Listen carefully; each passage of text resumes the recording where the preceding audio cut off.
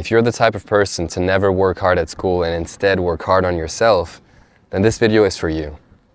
Because I myself did the same thing. I was always reading and philosophizing and working out, doing sports, improving my social skills.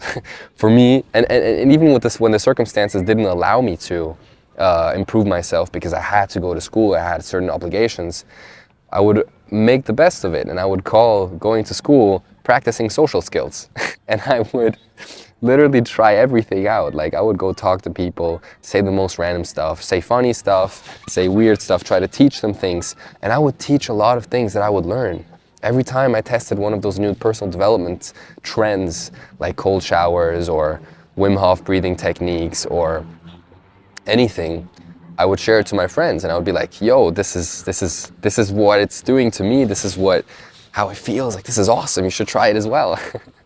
And for a long time, I didn't realize what the benefit was behind that. I wanted to care about school. I wanted to be good at school, but I couldn't. I just didn't give a fuck. I was wondering, like, fuck, I'm wasting, is this a waste of time to work on myself? This is weird, isn't it? This preference of mine to just want to work on myself. Everyone else just seems to be wanting to study and prepare for their careers, etc. And it took me until like a year ago to understand that, okay, working on yourself is probably the most important work that you can do. People think that working on school or your job or university is what's most important because everyone places that much importance on it and it raises your status and it raises your income. But they forget that we're placed on earth to learn and grow. We're supposed to learn about ourselves.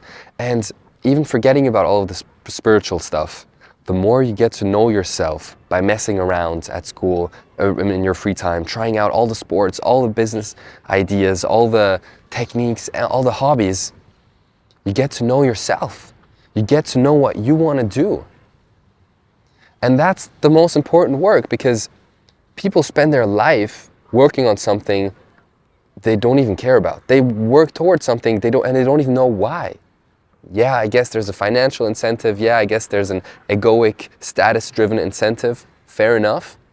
But there's no passion behind it.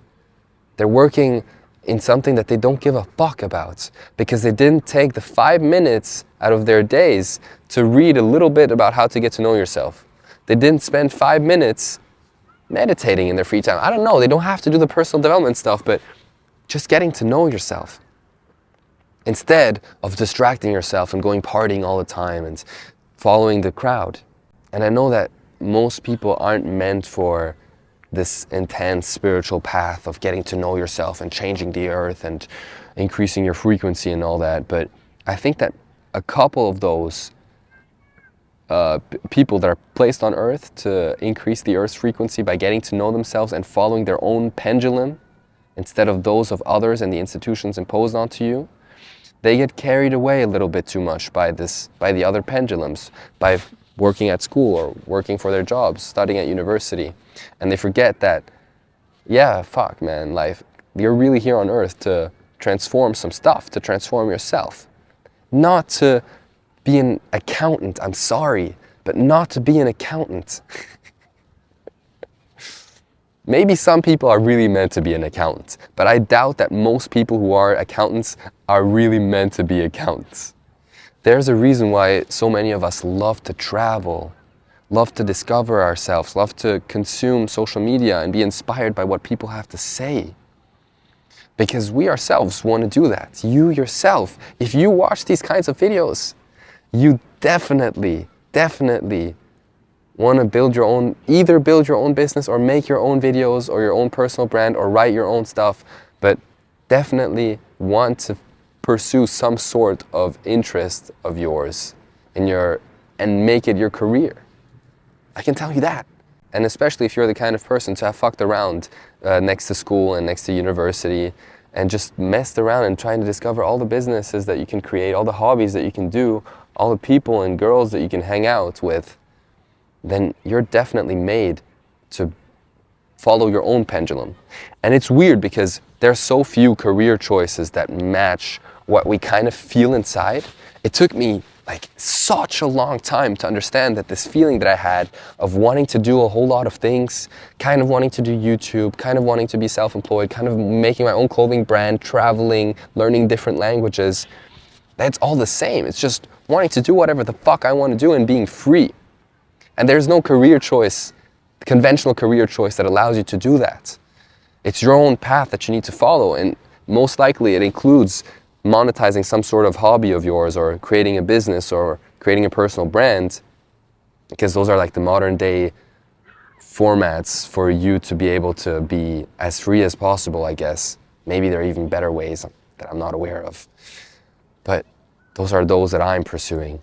But yeah, if you're that kind of person, then you're definitely made to go your own path and to actively do your best to go your own path, because there's a whole lot of forces acting against that, acting against you going your own path and wanting you to reinforce the societal conventions. It's your responsibility to break those societal conventions and to follow your own pendulum and your own path and to transform yourself, because that's what you've always been doing and always wanted to do.